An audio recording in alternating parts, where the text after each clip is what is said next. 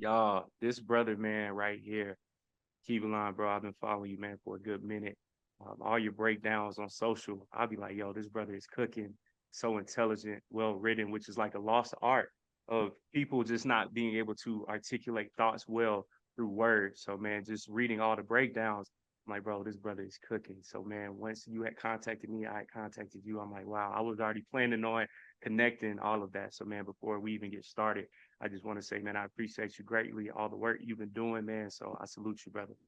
Yeah, appreciate you, brother. It's an amazing introduction. I've been tapped in with your show for a minute now too, and like we spoke about on the phone, quality is everything. Yes, sir. So you're one of the few who really have a very aesthetically pleasing demonstration through Thank your you, bro. art. Through visuals and lighting and Thank you, bro. sound, and yeah, it's amazing, bro. So I'm honored Thank to be you. on the platform. Thank you, brother. Humble. And look, man, when I first saw you, I said, I already know we're gonna cook tonight because we already matched it. So I already knew what we was on, bro. But man, Yeah, my yeah, first question, yeah, bro, because one thing, man, I have to ask you before we even start breaking down sinners, what's going on, currently is with the Pope passing.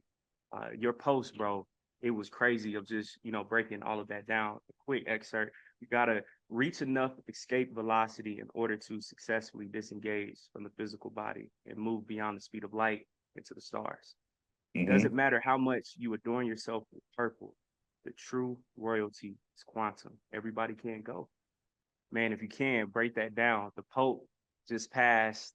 They just introduced, elected a brand new Pope. But man, spiritually, what does that mean? Because this happened the same weekend that a film by the title of Sinners comes right, out. right. Um, so it's interesting because the Pope passed away at the age of 88. Mm, And what that told me is this the times that we're in, correspond more or less with the year 1881. Back in 1881, there was a meeting in Washington, D.C. at the Smithsonian Museum.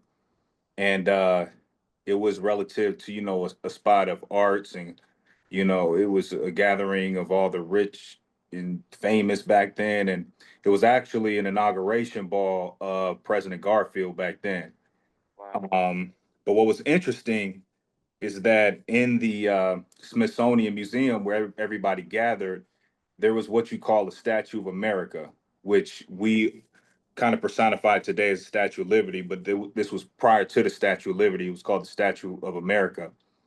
And in that building, everybody surrounded this statue in this inauguration at President Garfield's, celebration. It was more or less a ritual.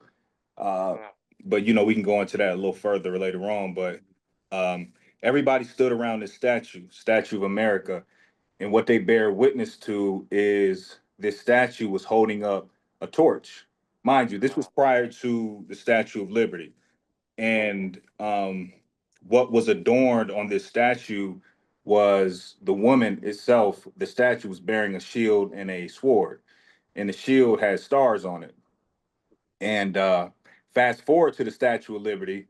You notice the Statue of Liberty, of course, was designed and built in New York City, and it's Yeah. holding up a torch as well, but it has stars circling around the statue's head. So in the Smithsonian building, um, what a lot of people are unaware of is the fact that this specific building was the first building in Washington D.C. to house electricity. You see, so electric lighting, shall I say, electric lighting. Um, so you had a lot of esotericists and occultists back in those times who were very familiar with more of the cosmic uh, prophecy that was playing out back in 1881. And what they understood is that we were moving into what today we call, the golden age. But they personified this as the age of gold. So with electricity being a prominent figure back in 1881, they recognized that not only on a physical level, but more on a celestial level, we're moving into a newer or a broader spectrum um, of an influence of different stars. So we are moving based on cycling around higher celestial stars. So with that, you would see like occultists or famous occultists like what's her name, Madame Blavatsky, right? She would dedicate 1881 to Michael, the angel Michael, and who she denoted to Michael is the sun god, the sun deity. So through the sun, there was a lot of prophecies that, Michael will play out in 1881. And what they denoted to Michael in 1881 was the resurrection of electricity. So, today, fast forward, we see the Pope pass away at 88 years old. And what you read in reference to the post that I made was in that connection, we're moving again under a new influence of stars. You see, so what I've told people basically is the fact that, our DNA, of course, responds to our environment. But when our environment becomes very electrostatic, we move in a higher density of information. So, the body has to begin to acquiesce to this new density of electricity that we're moving into, which denotes more information. So, with our DNA responding to our environment, our DNA acts like what I've termed or said a while ago and taught about for years is a laser, but more specifically, um, laser interferometry. So our DNA actually emanates genetic material out in our atmosphere at the speed of light. And because of DNA's electromagnetic and acoustic characteristics, it has the capacity to develop a hologram above it where all the genetic information of that DNA molecule exists. So that hologram is what's being projected in our atmosphere and interacting with it. And because our DNA has a recoil kind of characteristic to it, it has the capacity to shoot out. Let's just say in a vague term, shoot out, then return back to the body with a higher level of information. So, with that being said, the idea is to acquiesce to this more dense version of water that we're in via the electrostatic energy because of the fact that when you're in a higher density of information relative to the air, you have the capacity to adhere to a higher level of information. And that's what electrostatic charge is, in actuality. So, you know, upon death, the ancestors understood that the water in the body has to be so electrified that you have the capacity to reach enough escape velocity in order to successfully disengage from the physical body and return back from the stars. And in these days and times, except for physically dying, the idea is to die successfully, go through an initiatory experience similar to the weighing of the heart ceremony that all of our ancestors spoke about, experiencing the waters of noon, but actually come back here in the physical and tell about it. So then we lose the fear of death. But in order to have this experience, you got to begin to acquiesce to the density of charge or voltage in the air, which is termed or deemed electrostatic energy, which is information by way of doing, what a lot of people say, doing the work. But these are times when the light is being shined and everything in the dark is coming to light. On a more personal level, the work is predicated on you alleviating a lot of these, traumas or a lot of these self-inflicted, mentally destabilizing thoughts that we may have, ill intentions that we may have for somebody, or maybe more of a cardinal nature of ourselves that we haven't been able to subdue. This is a time for us to begin to unravel ourselves to our highest potential, and this is by doing this allows the body to begin to acquiesce to this space and be able to elevate and raise ourselves up into a higher level of information. So Hey, yeah, heavy, bro, heavy, man. Instantly, brother, I thought about Sinners, right? In the Mhm. film when Sammy, he was dumped in the water, similar to being baptized 3 times, Right. facing death, if you can. Symbolism wise, like symbolically speaking, what did you take from seeing that part in the film where he was being dumped into the water facing death? It's interesting.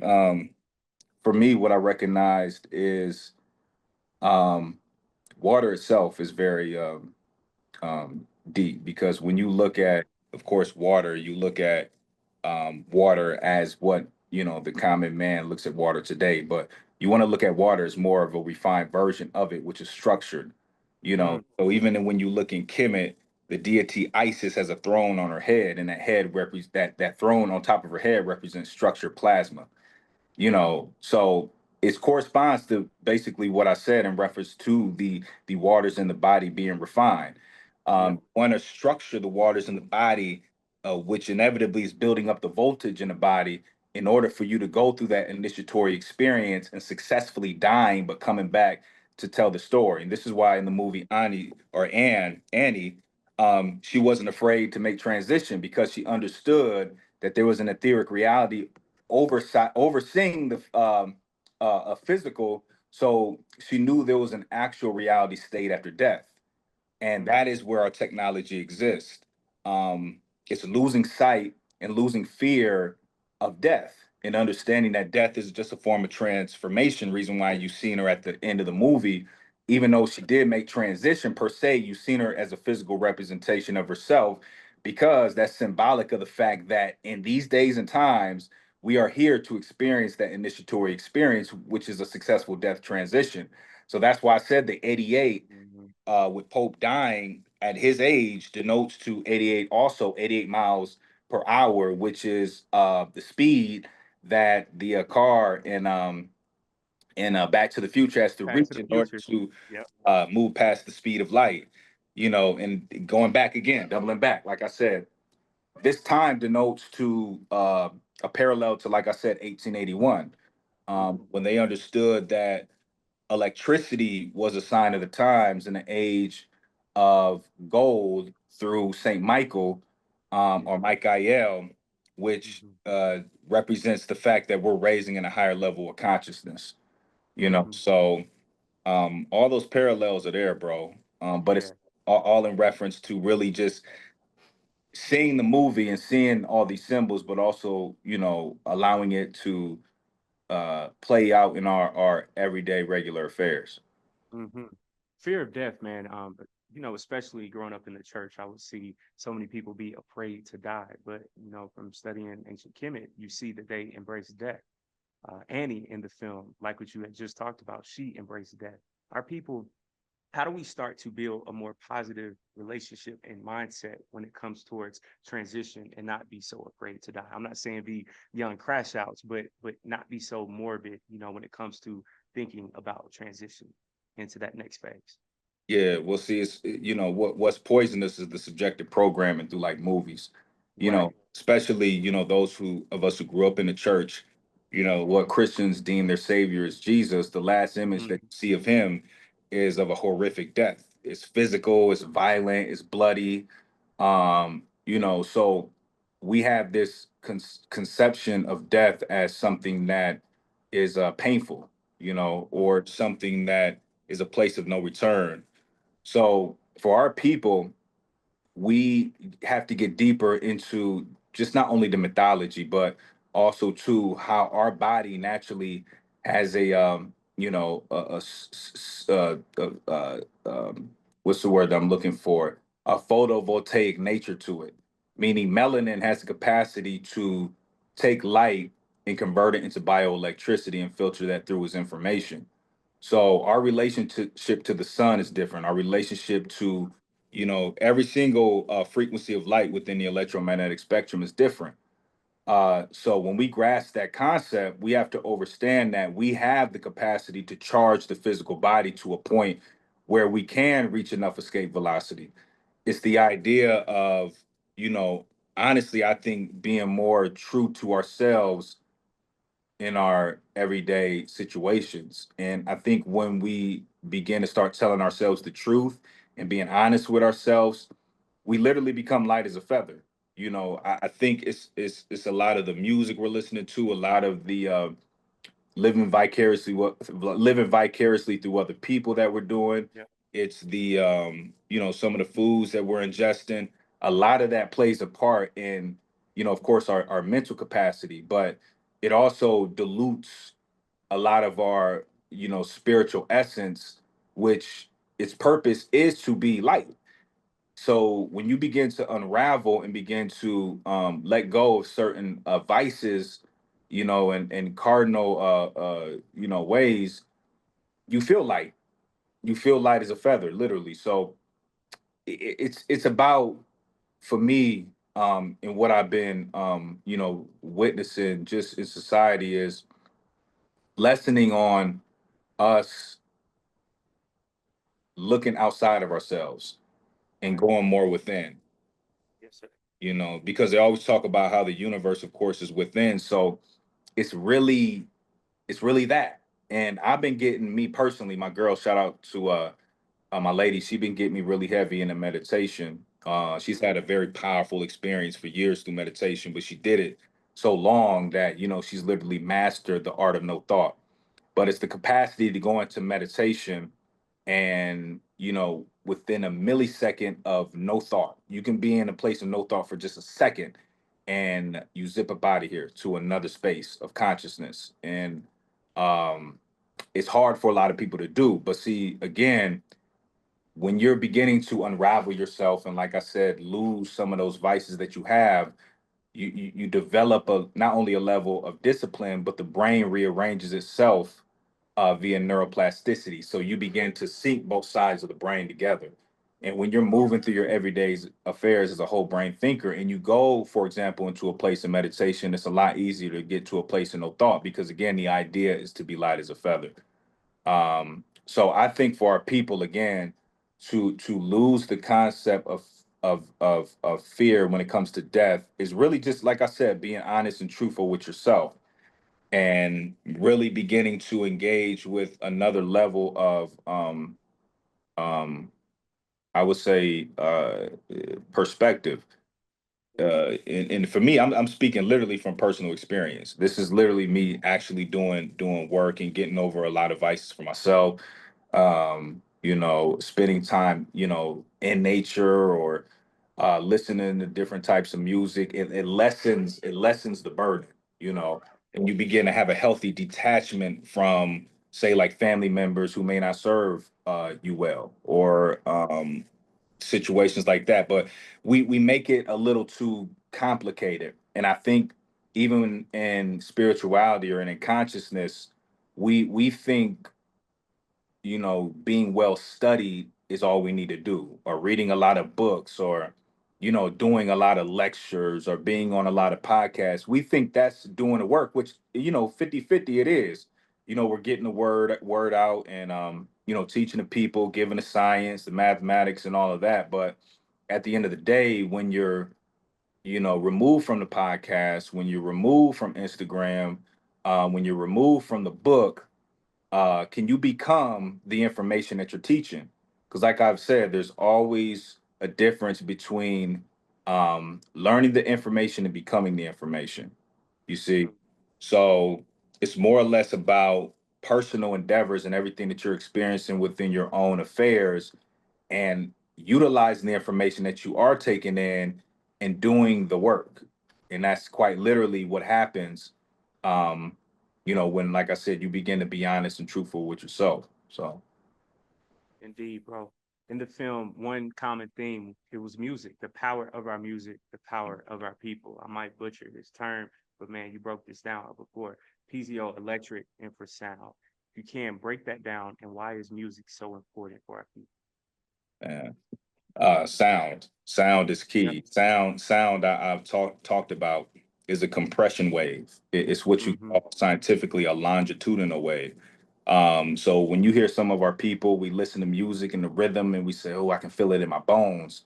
You know, our bones are crystal, so it resonates. You know, sound resonates. There's a level of compression through sound when we listen to music that pushes or presses on the bones, which are, like you said, piezoelectric, which generates a charge in the body.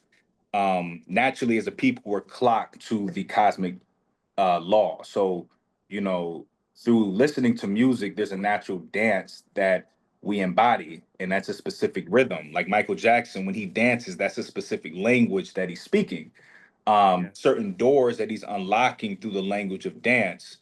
And we have to understand too that even on the other side, when you're dealing with death, or when you're dealing with just a level of transformation outside of the physical reality, there is no English, there is no language. So the only way, or not even the only way, but one of the most powerful ways to communicate to the other side is through dance.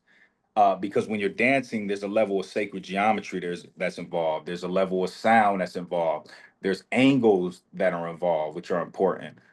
There's tones that are involved. Usually, when you dance, there's sweating involved. Sometimes there's crying involved. Sometimes there's chanting involved. A lot of people go into a trance when they dance.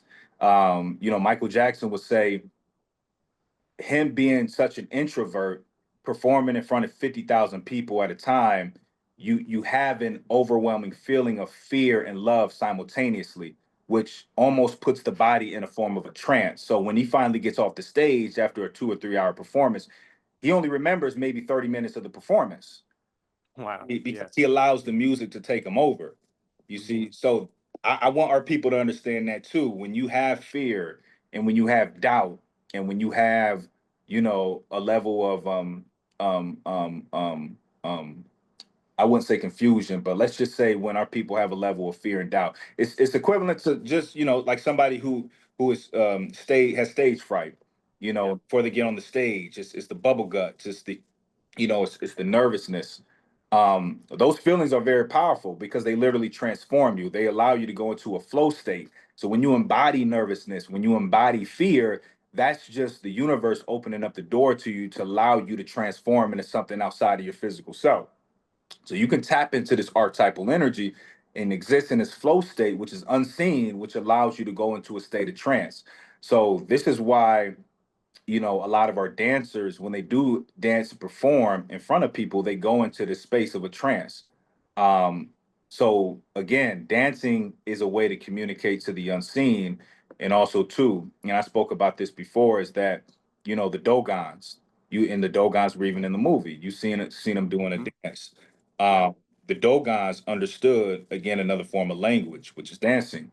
So every day, or not every day, but every couple of decades, when they were bear witness to Sirius, the dancing was a specific frequency. And of course, they denoted the water deity Denomo. So when they seen Sirius, they knew that dancing was going to create something literally in the heavens. So Sirius was always in conjunction with the sun. And so when you have solar flares going off, understanding that they knew when they seen Sirius, there was activity with the sun. Solar flares were actually electrifying the ionosphere. And what's Mm. happening is when you're electrifying the ionosphere via the solar flares, you develop what you call a Z pinch, like the letter Z, a Z pinch. So you have an electrical current from the solar flare, um, an electrical current from the solar flare going through the ionosphere, which develops a magnetic field. That magnetic field pinches down on the ionosphere, which then sends ions to the people on the ground that are dancing. So this is the activity they will get into because they understood magnetism and their own personal magnetic field. So when they're in a high state and they're dancing and their magnetic field is spinning faster and faster, they're allowing these ions to come in and embed, literally embed into their magnetic fields, which is called constructive wave interference. So coming out of then the trance or the dance, they now have, you know, epiphanies, new ideas, because these are all cosmic principles and information coming from Sirius. So, you know, that was one instance of you know, why our ancestors performed dancing during these ritualistic ceremonies. Brother, you were cooking, man. Magnetism, right? I thought about Remit instantly. He was magnetized to Sammy, to that energy, to his music, his spirit, his vibe, even Annie as well. Why do you think that when it comes towards white supremacy, white culture, I thought about our artists from the 60s who will be taken advantage of, 70s, 80s, hip hop artists, even now till this day. Typically, you see black artists performing, but up top, it's a white person that's collecting all the checks. They own the publishing, all of that, and they're still winning and being magnetized to our vibe, our energy, our spirit. Why do you think that white people are so magnetized when it comes towards us? They could be doing anything, but it's like when it comes to sports, when it comes to music, entertainment, you always see a white manager, you always see a white owner. Why are they always pulled and gravitated towards us? Yeah. um, as we all say, we're the movers and shakers of society. Hmm. It's interesting because all of these Europeans come from a more esoteric perspective, unbeknownst to some of the artists. They're tapping into the metaphysics. They're tapping into the occult sciences. They're understanding certain rituals. They know when to drop certain people's albums. They study these artists' zodiac signs. They understand their vices. They understand their strengths. So they do a whole study on these individuals, that they're melanated individuals, that they're owning. Um, and the huge reason to that is because, again, they're into more of the cosmological perspective of things, because they understand stars dictate how we move, and that how we adhere to our everyday life. So when you denote, for example, somebody like Chris Brown, or Drake or Kendrick, as stars, we call them celebrities, but they're stars. That's because they influence people. So when you can control a star, um, you can influence and condition the minds of the people. Uh, Melanin itself lacks a certain level of entropy, meaning melanin is just evidence of all the light within the electromagnetic spectrum folding in on itself, deeming it melanated, or what we call black, or but it's not releasing a lot of what you call entropy, which is radiation. So when you can milk a melanated body to do what you want it to do, you lose a lot of the spiritual technology, or essence of that person, to then begin to create entropy, which then radiates outward. And whatever you condition that artist to do, based on whether it's a low vibrational form of music, a low vibrational form of video, a low vibrational form of whatever they're presenting, or selling, that level of entropy or radiation influences us, and then and thus we adhere to it. So I just feel like our people just understand how deep we are as a people, uh, in our technology is. And when you study again the music that we were involved in, when you study the arts that we were into, that was a form of redemption for us, because we were communicating outside of the physical reality. It was a form of demonstration to allow us to physically experience something that we can't see. And see, for Europeans, they have to bear witness to something physical in order to know it exists, because they don't have the sensitivity to be able to process light or feeling, and thus have a level of empathy. We as a people have empathy naturally. We have compassion, Yeah. and I've always said compassion is our compass, that allows us to guide ourselves in the right direction through passion. So if our hearts are creating our compass, which is our magnetic field, and we're heart centered, then we're never swaying too left or too right. We're always in the center. So for Mhm. the European who can't physically demonstrate a level of empathy, they have to hijack the mind of the gods and use Wow. their magnetic field in order to control the masses. So that way, through a lower vibrational of, again, form of music or dance, we as consumers adhere to it, and then we follow by that same step. So it's all based on just the fact that they understand that, like I said, um, our people are the highest form of technology on this planet. Um, Mm, and that's the reason why you always see a white person behind, black artists. indeed, bro. To your point, Black people, we are so welcoming, loving, inviting, sometimes to our own detriment. In the film, it shows that too. Us have to be careful about who we invite in. For our people right now during this time that's so pivotal, how can we still be compassionate, but also more grounded when it comes towards who we allow in? How do we still maintain being loving, compassionate, but also having a little bit more boundaries, I guess you could say, as a collective? Yeah, well, see, love is transforming. Like love is dark. Hmm. It's not benevolent. Even the universe is not a respecter of man. The energy you put out, you get back. It doesn't Right. matter who programs it or not. Um, so the idea is to always be balanced. But our people, we lack a lot of courage to stand up for ourselves. Mm, Courage is the number one key. See, because the ancestors won't give you a higher assignment until you can first um, get through the first lesson, which is courage. You see?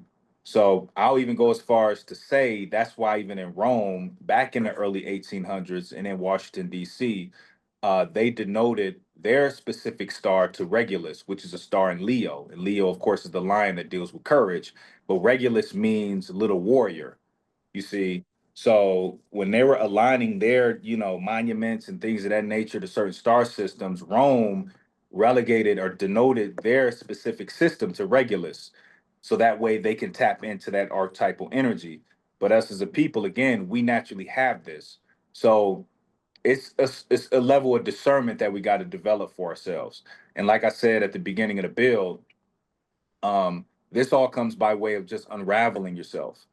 So when you feel light as a feather, when you've gotten over certain vices, when you got over certain cardinal ways, um, you begin to develop a stronger level of discernment because your heart is centered. And like I said, your heart is what develops your magnetic field, which is your compass, which doesn't allow you to sway too far to the left or too far to the right. So it's always just about having a pure heart. But having a pure heart, by default, you would develop a level of courage because then you will have the capacity to not only discern, but choose self first before others. Because of course, like they always say, you can't love somebody outside of you until you love yourself first. You see. so, hey, bro, hey, that's good talk, man. In the film, again, it was so many things just to break down. Like, I had to see it 3 times, bro, because each Right, time you could just catch something different. And right. from the first time I saw Sammy, instantly I thought about Robert Johnson, 27 Club, allegedly sold his soul at the crossroads. Blues singer, Mississippi, same roots, a whole lot of parallels there. But I'm like, man, why does Satan always show up when it comes towards Black artists? In the film, too, I think it was Smoke. He told Sammy, bro, do not do this music stuff anymore because he said, I've never seen a happy musician. And that really stuck with me because I'm like, man, that's kind of deep.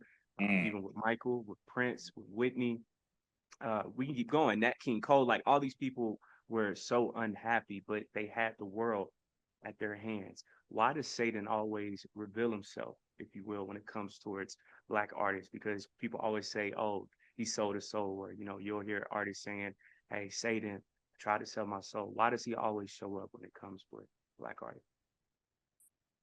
it's a good question. And It's equivalent to in the movie Samuel when he played the blues and he was able to pull the vampire energy to him through his talent and through his art.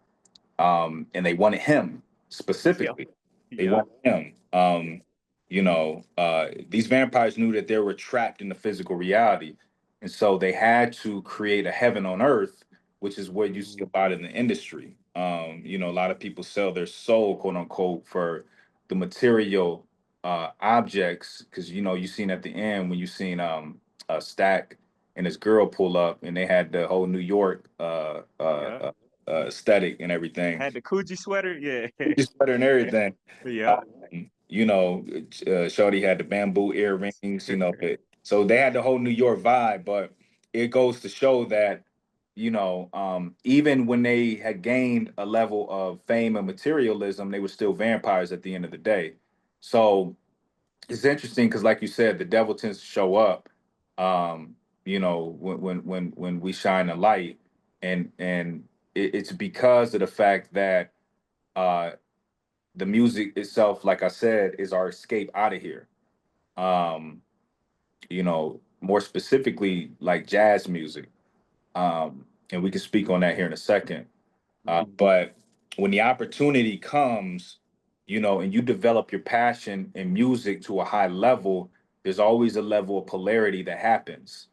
Referencing the, seven hermetic laws, which is the one of the laws being the law of polarity. So when you reach a certain level, you're going to be tested, and that's just in everyday life.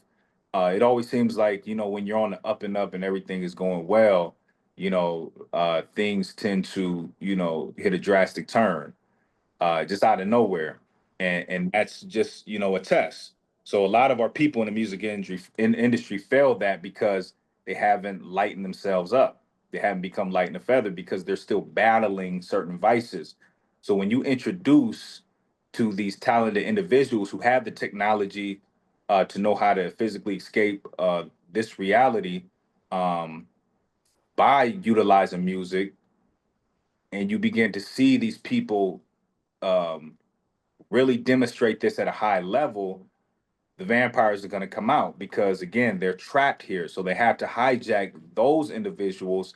And because they know those individuals may still have certain vices that they're battling, they can give them, riches and money and materialism, and they're going to gravitate to it because they haven't dealt with certain things within themselves. So, it's just, again, like a a test that our people always constantly have to experience because we as a people naturally are passionate. So our skill set is very high, but we also are attracted to materialism, which is a lot what a lot of those vampires are well aware of. So we validate ourselves through clothes. We validate ourselves through shoes. We validate ourselves through cars, through jewelry. And that's naturally genetically inherently within us. Like, we adorn ourselves with royalty. That's just where we come from. But with these vampires understand this concept, but also understand that our people are sick to a certain extent. Once you begin to be able to see, that diamond in the rough that has that allure and that passion and that skill set for music, you gravitate to them, just like the vampire did to a Samuel.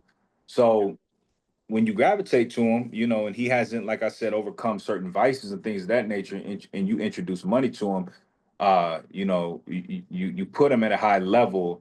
But even with Michael Jackson, like we said, at a high level, you are still being compromised because this is now getting into, obligations and oaths and contracts that you've now signed that you have to fulfill.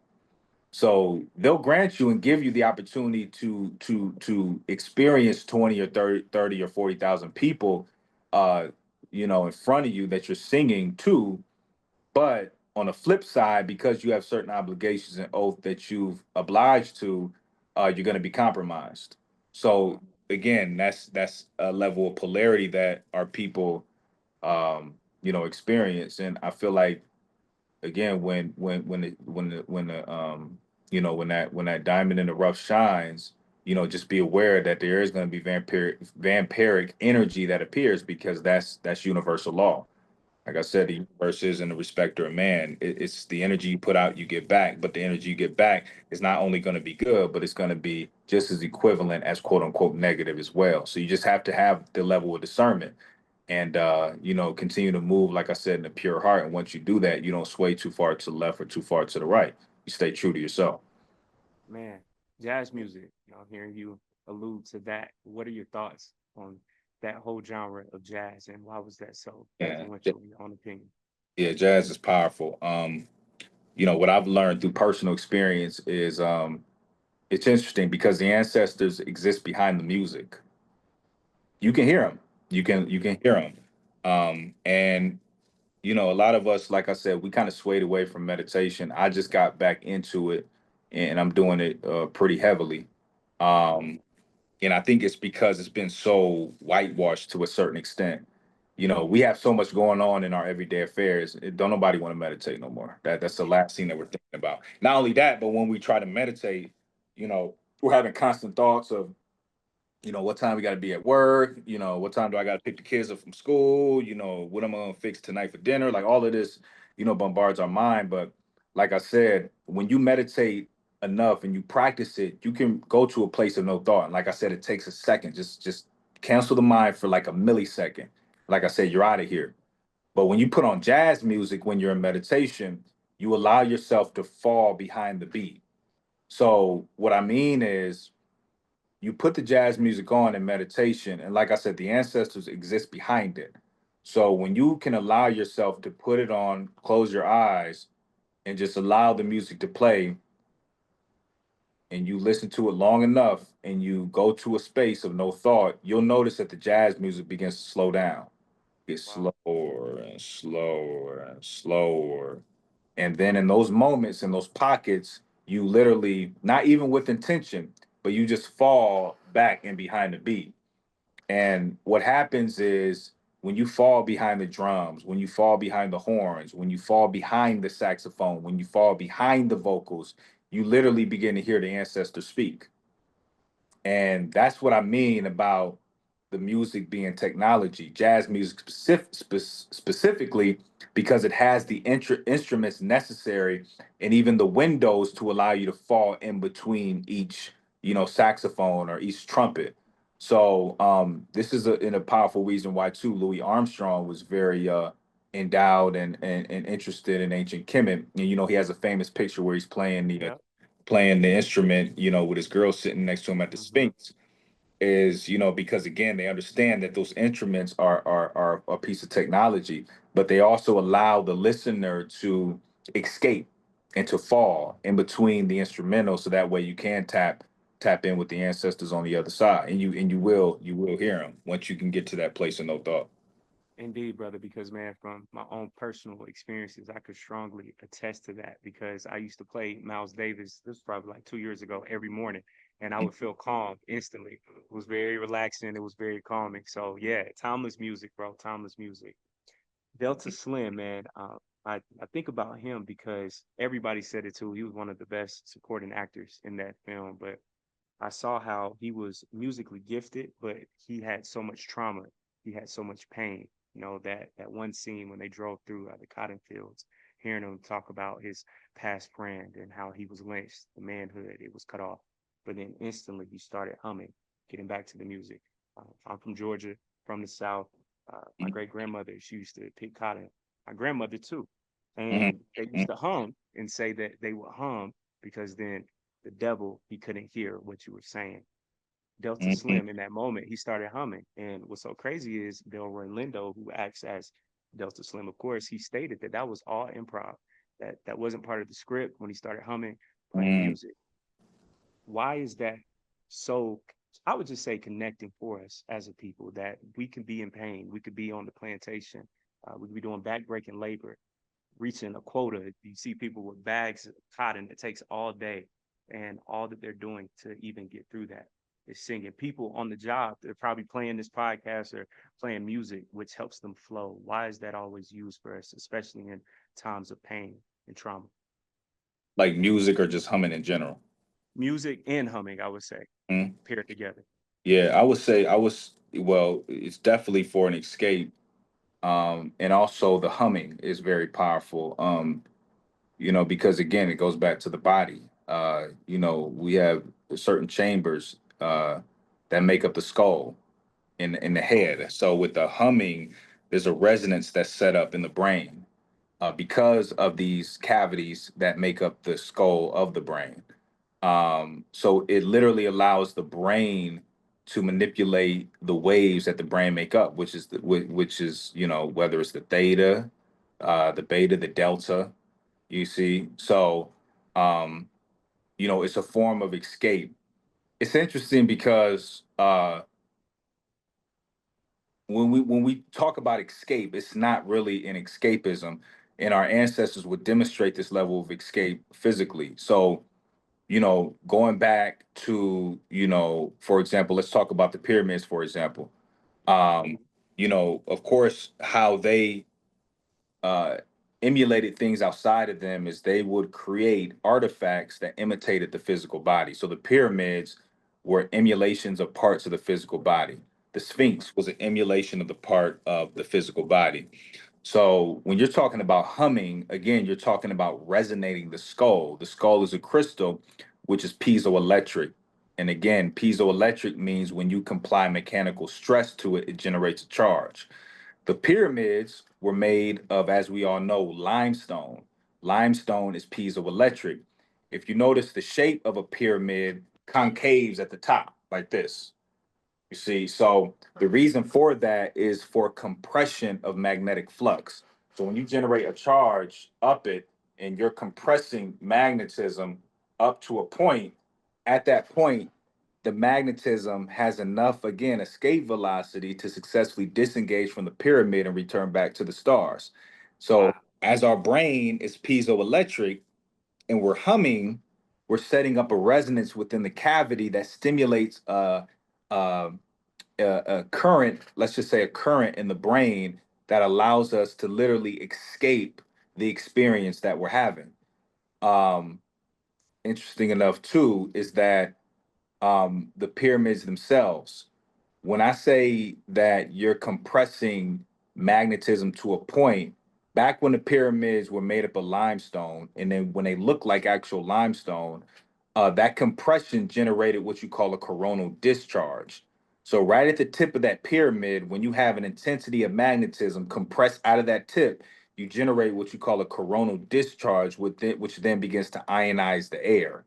So, our ancestors knew what type of season we were in because of what color the pyramid emanated. And this was all relative to the connection of the sun to the earth and the solar induction from the sun.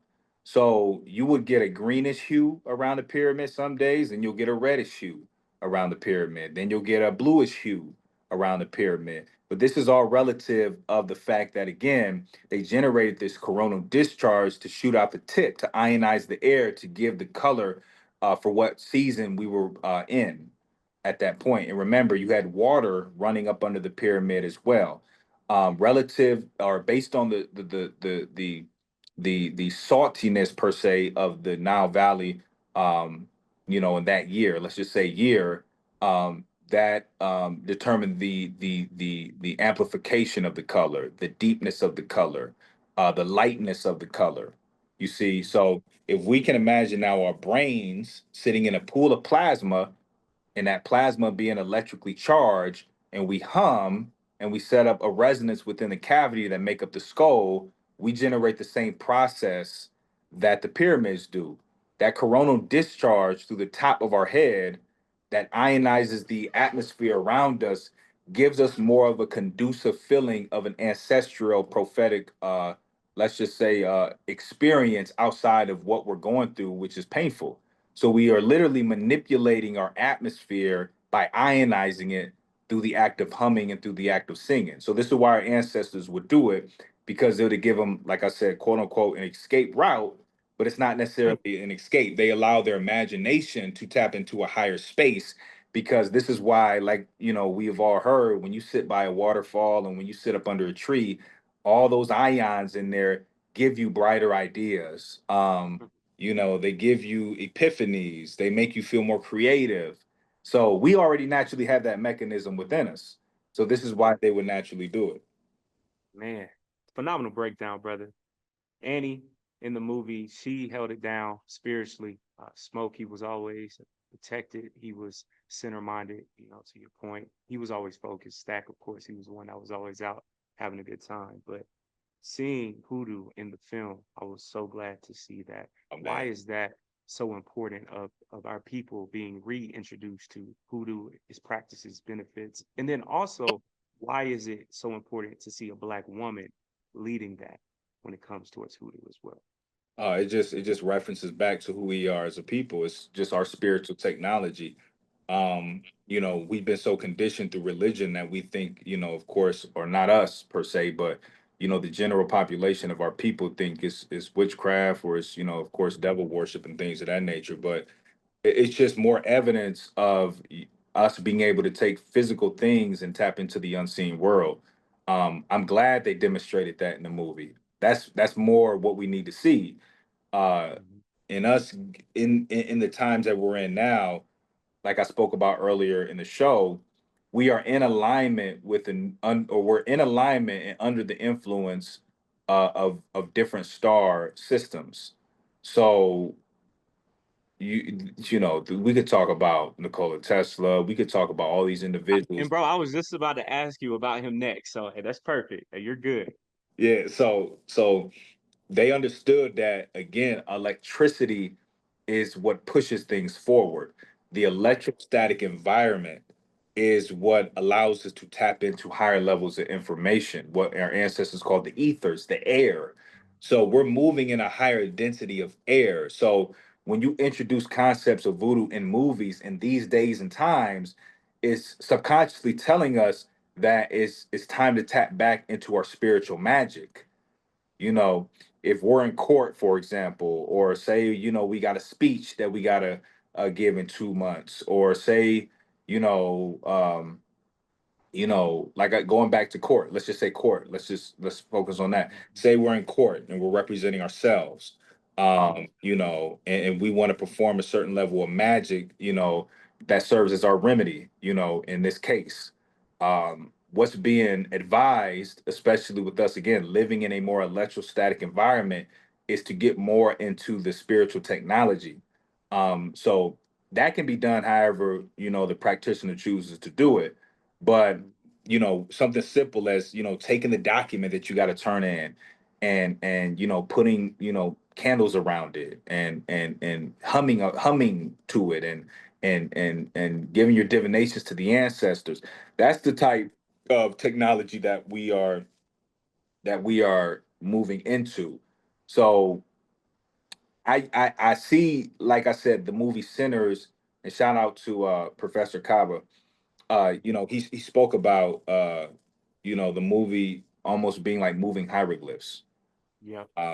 And that's how I look at it. It's a hieroglyph. And everything that comes out, what, a movie, I beyond even movies, I look at that just in my own personal life. Everything is a moving hieroglyph. So it allows us to see like what type of time that we're in, Mhm. because you have to understand, like, directors like Ryan Coogler, who's a black actor, is naturally tied and phase locked to a cosmic law. So when he's having these epiphanies to come out with movies like Sinners, please believe that those are modern day hieroglyphs. So we're supposed to decode these movies and then realize that, okay, they're putting voodoo in movies, then that means that that is the time that we're in. So we are supposed to be demonstrating that in real time. When you see like a lot of the females in it, when you seen for example, like Smoke, when he went over to Annie's crib, and he was trying to talk all that tough gangster shit, and Annie was like, you're not a gangster here. Like, I know you. You know what I'm saying? She softened him up a little bit. That's also Yep. showing as well the masculine getting more in touch with his feminine side, getting more in touch with his intuition, tapping more into uh the feminine nature, which again is in essence consciousness, but also voodoo and spiritual technology through magic. That's all feminine principle. So it was a powerful showing, bro, in reference to the voodoo. Mhm. And that's why I'm Yes, glad they sir. put it, because like I said, that's just showing not only what type of time that we're in, but what we're supposed to be doing Mhm. in these days of time. Indeed, brother. Electricity moves our people forward. Hearing that, I thought about Nikola Tesla, to your point, and then currently about how history it repeats itself. Elon Musk right now, of course, with Tesla being the name of the brand, electric cars, Right. electricity. Why do you think, especially when it comes towards the Europeans' mind, when it comes towards Elon Musk, Tesla, why have they always been so fascinated with it? Especially with Tesla studying ancient Kemet, Elon Musk is on some wild stuff, but why are they so obsessed with electricity? Why do you think that is? Um, well, like I said, electricity, it, so when you see like symbolism of electricity, like I said, Mm-hmm. back 1881, when they created the Statue of America, and it was a lady holding a light bulb, what they called a light bulb back then. It emanated the Smithsonian Museum, and that was one of the first events in America history that a light source was used in a building. So what the occultists had said when they seen that is they said, okay, we're moving into, the age of gold, what they call. So then they would begin to watch things play out through electricity. So 5 years later, I believe 5 years later, the Statue of Liberty was built. And then you've seen inventions like the electric engine in London be built around that time. They began to build the first skyscrapers in Chicago, but they needed electricity in order to move around the cranes and things of that nature. So electricity was prominent there. So when you think about electricity, you think about motion. um Mm-hmm.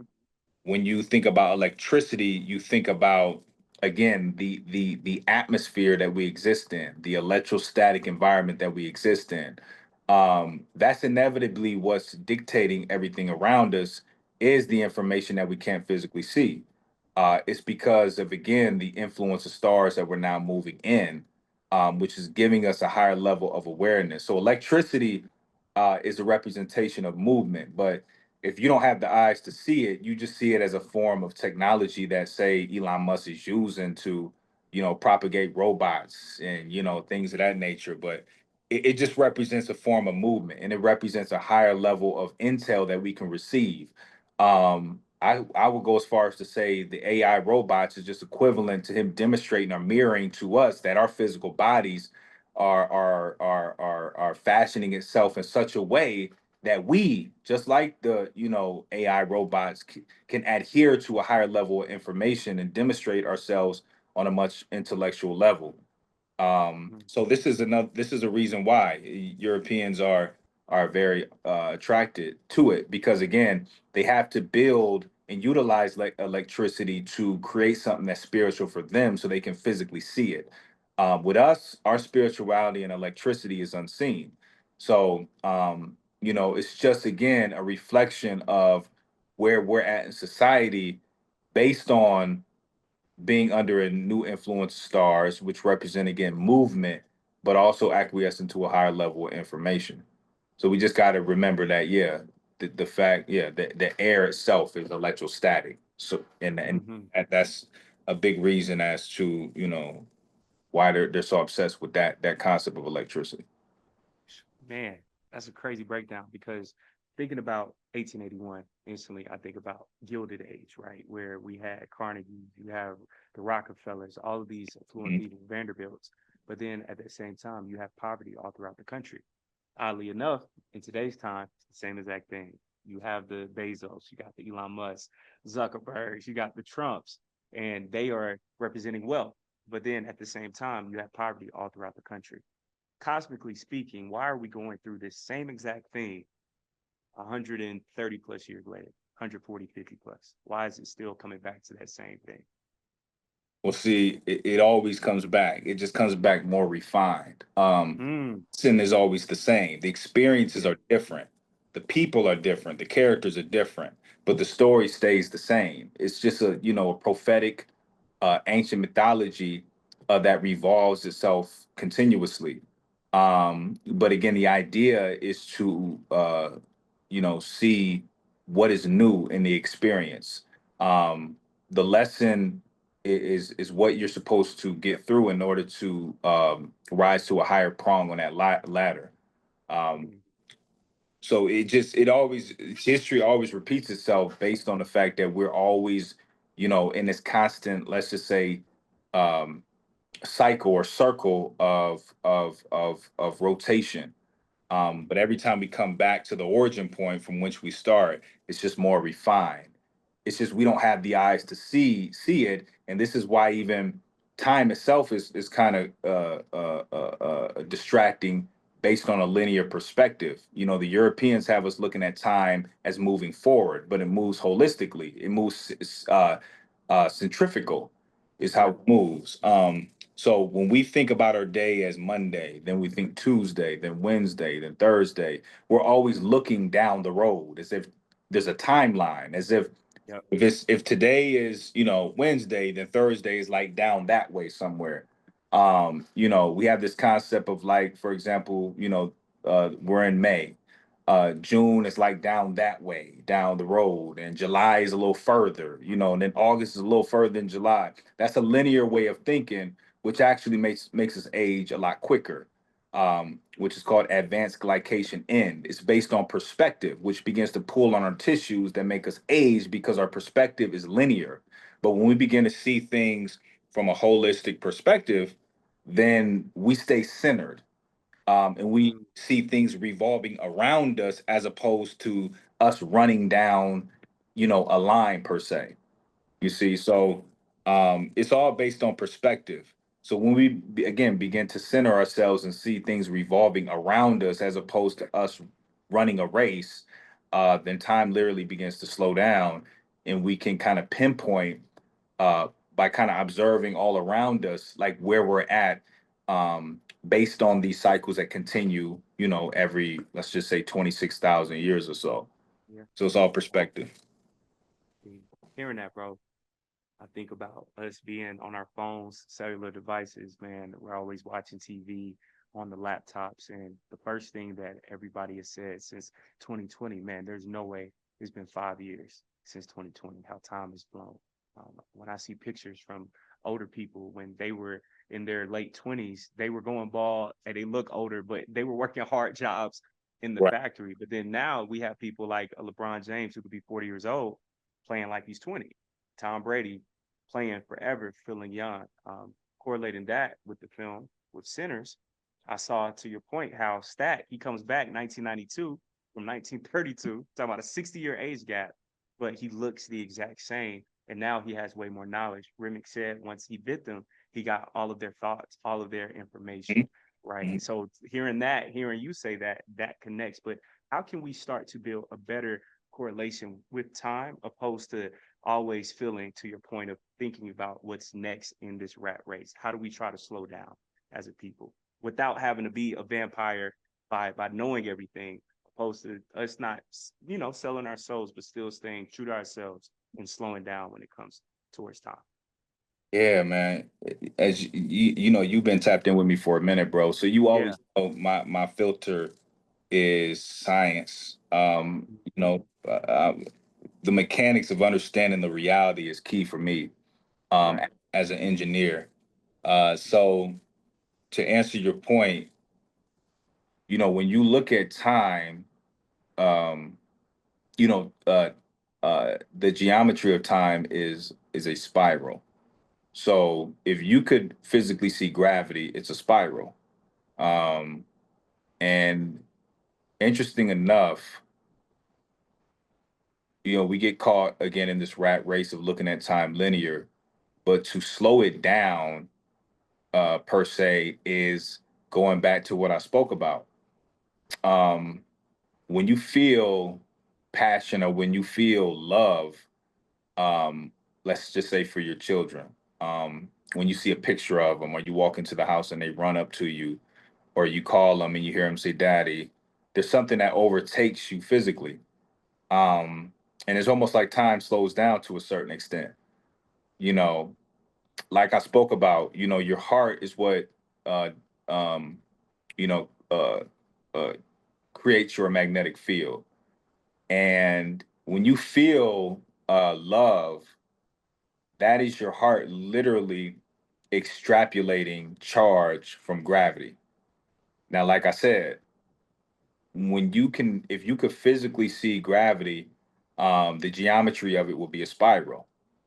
Um, because the spiral, and if you imagine a spiral moving clockwise and then another spiral moving counterclockwise, uh, working simultaneously together on top of each other, that will be considered what you call the conjugate geometry of the universe, meaning two things working together simultaneously but in different directions. That would be the geometry of time, which is what gravity is.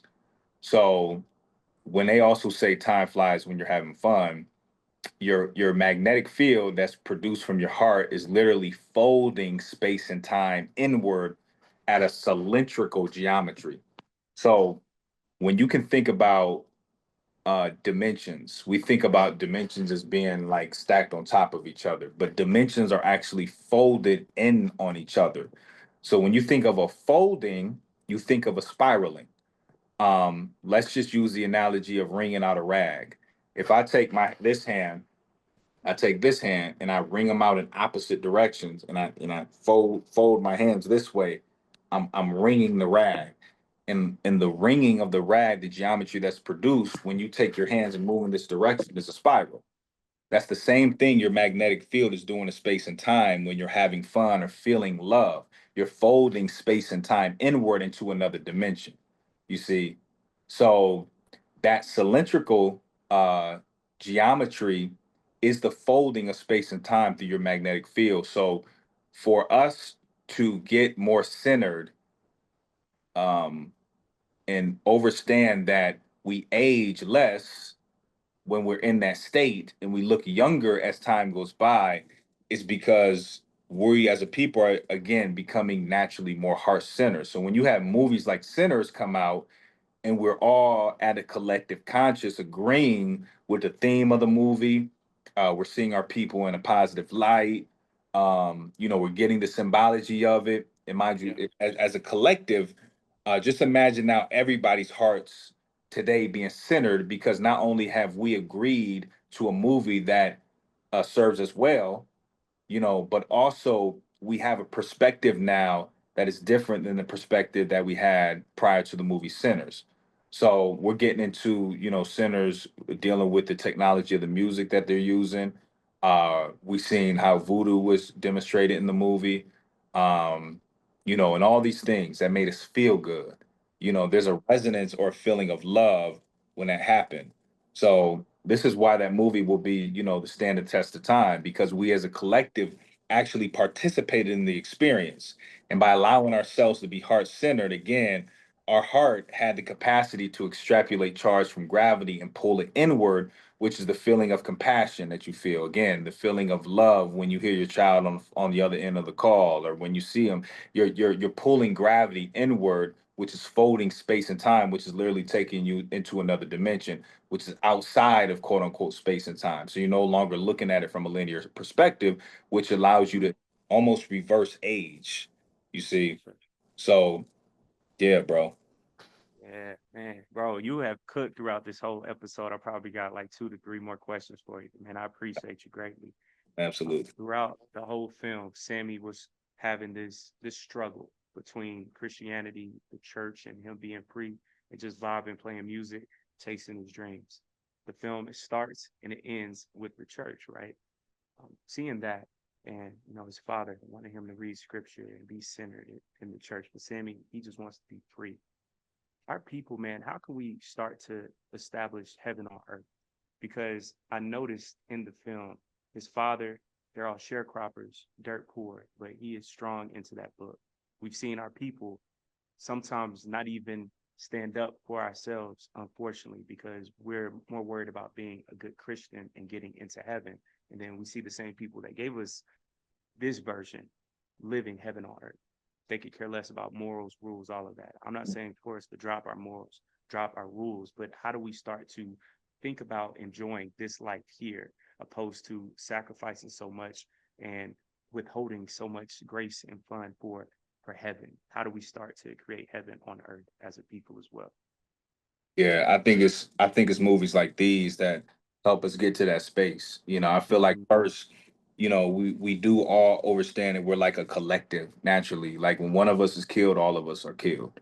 Right. And that's always, of course, demonstrated on the news and things like that. But I think it's about coming together as a collective, and not necessarily even physically.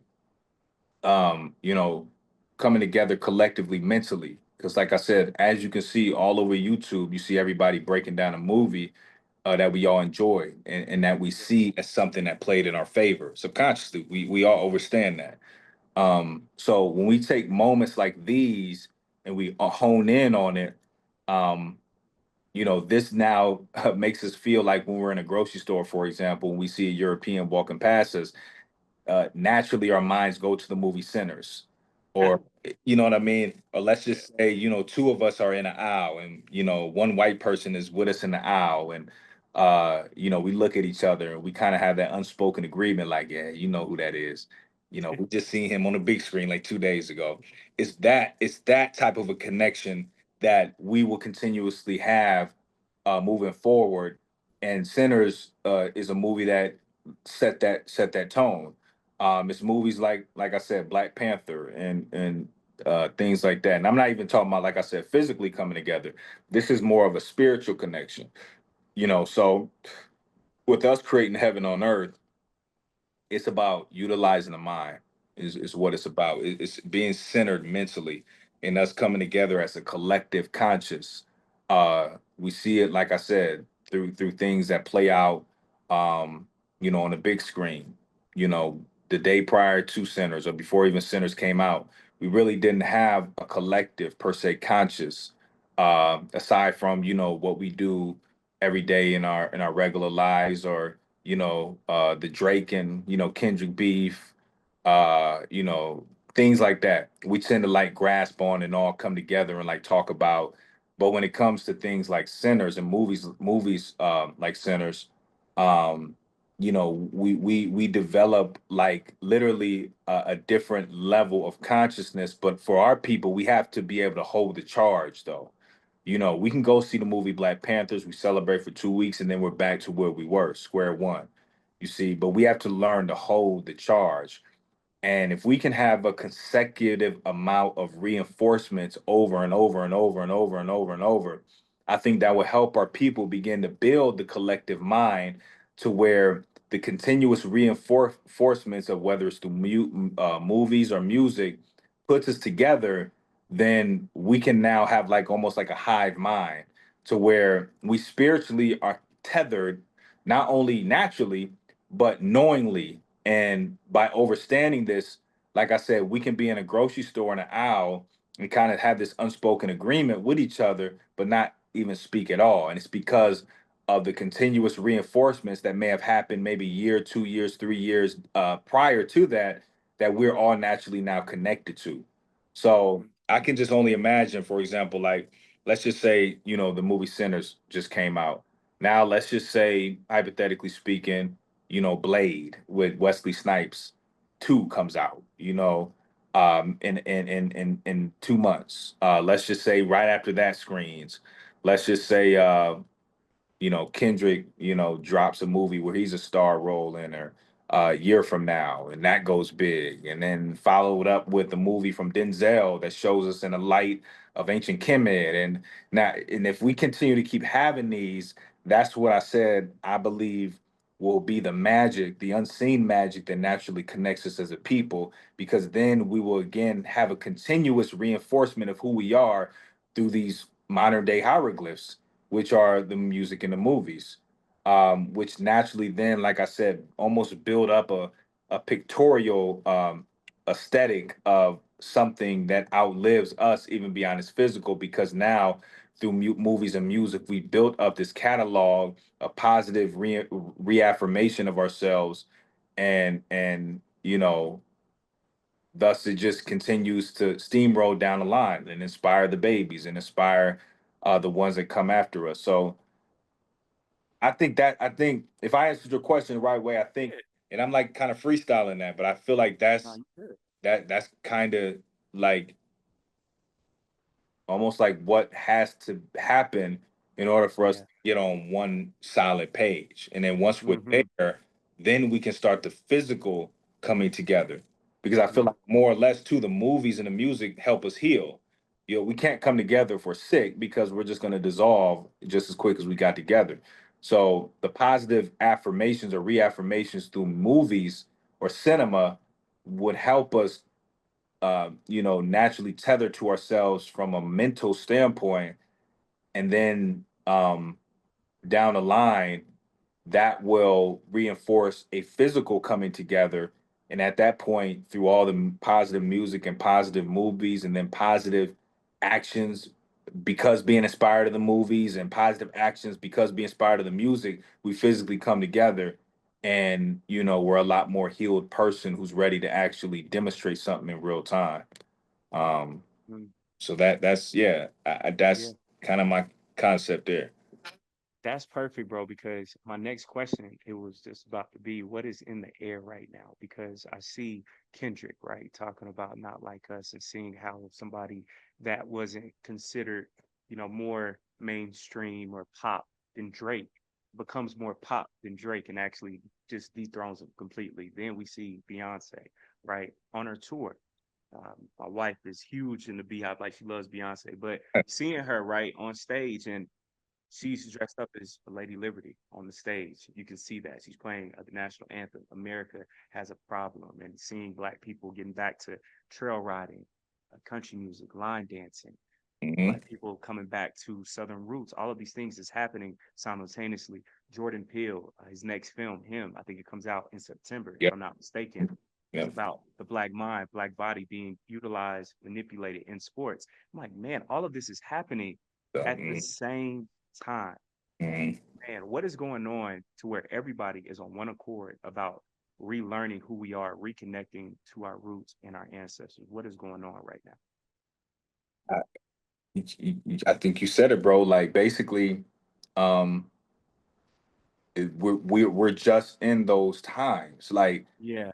we're just, and that's what again I want our people to really understand is that we can't be frivolous and kind of look at these movies as uh uh s- we can't be spectators in it. We got to be participators of it.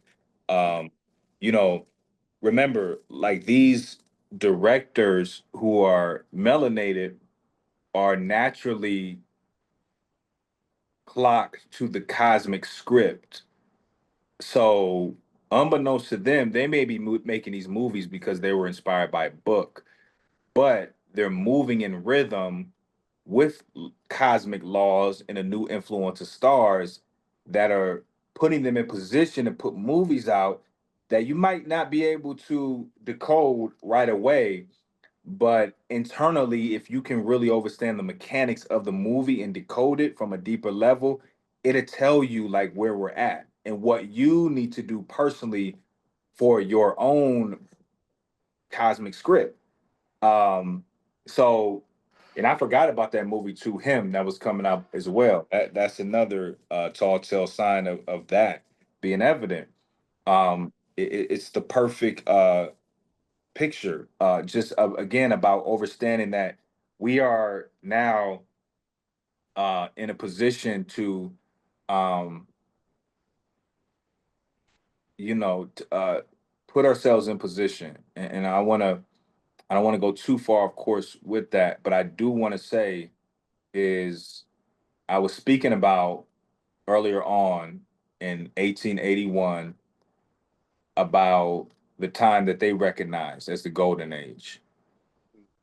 What that corresponds to today is not only us moving into a higher density of air, which denotes a higher quality of information, but also our pole star is shifting from Polaris the bear to Cepheus the Ethiopian king. You see, and that's it. That's an entire. That's why I said I don't want to go too far, Yeesh. but Yeah, yeah. that, Hey, that we're gonna have to do a whole part two then. That's what it's gonna have to be. we might Nah, we might have. indeed, Um, indeed. but yeah, we're definitely shifting, bro. And I will say this to the family as well. I'm in the process of putting together a powerful presentation about Nipsey Hussle Mm, because he plays a huge role in this cosmic narrative. Um, he plays a big role in it. I don't want to give up too much, but that goes into the shift of us going into Cepheus, the Ethiopian king, and the brother Dr. Charles Finch. He talks about it. Uh, the Queen Callie Ascension talks about it on YouTube. For those who are interested, they can tap in with them. But moving forward, bro, we are moving into a position of rulership. So when you see again movies like Sinners, and you see all these movies that are coming out that are showing us specifically on screen, it's good to have people like KT to Arts Degree decoding these movies to really give us a backdrop into what's really being said, because inevitably, like Professor Kaba had mentioned, these are literally moving hieroglyphs. So like I said, to begin to center ourselves and move from a space of purity, centered from the heart, then our level of discernment can be clear. So that way we can read these moving hieroglyphs and make them stand still. So that way it gives us time to decode them, and thus, utilize those principles and laws that are in those movies in our own everyday affairs, and Man, begin to finish out the assignment that our ancestors have given us, so we can move to the next level. man, bro, we got to do a part two. I got Nip right behind me, all throughout the studio, Yep, everywhere, man. So, hearing you say that, this brand new era, Ethiopian king, all of that, we most definitely have to do a part two. absolutely, Very bro. last question, bro. Very last question. You've been phenomenal this entire time. How do we take advantage of this moment? Because I thought back during 2020, that was a moment. The world was still, I saw people in the streets, white people, white America was extremely nervous. And it's so crazy how it started with the bubble, NBA. Once basketball came back, the circus came back, people started watching sports again. And then gradually football is back, and Hmm. everything's back flowing. And Hmm. then we forget about why we were so angry and upset. How do we take advantage of this moment right now as a people? Mm. So just to conclude, the perspective on sinners, to be honest, it's through the music. It's through the music. Um, it showed us in the movie. Music is the technology that's being used to tap into a higher realm. So, and I'm not talking about any kind of music.